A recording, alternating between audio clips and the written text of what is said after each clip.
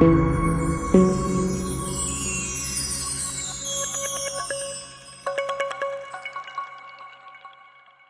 oui, c'est à partager. Si nous ne claquons pas la porte du franc CFA, de la francophonie, de la Cour pénale internationale, de l'OMS, de l'accord de Paris sur le climat, de l'aide publique au développement, alors les 4 prochaines années là seront les plus risquées et les plus dangereuses pour nous et signeront le retour de la colonisation violente et durable de l'Afrique.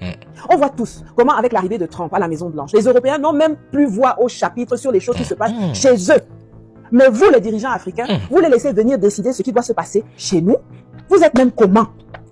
Ils sont esclaves comme nous et vous les laissez se comporter en maîtres avec nous. Qu'est-ce qui ne va pas avec vous?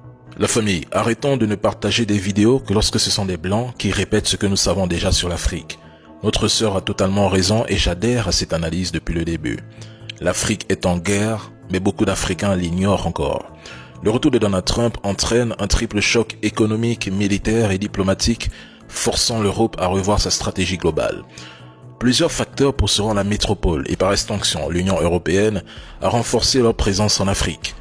Attendez-vous à une stratégie de pillage déguisée. Les Occidentaux miseront sur des actions subversives pour contourner les résistances africaines et reprendre le contrôle de nos ressources. Préparez-vous à des tentatives de coup d'État pro-occidentaux. Des opposants seront financés discrètement pour ramener au pouvoir des régimes favorables à leur vision, comme cela s'est fait dans les années 60-70. Soyez prêts à faire face à des manipulations économiques accrues, à une intensification de la propagande et à une vague de désinformation massive. Si nous loupons ces 4 ans, si nous nous contentons de tout remettre à une France déjà affaiblie, dépassée et oubliée, nous pourrions le regretter.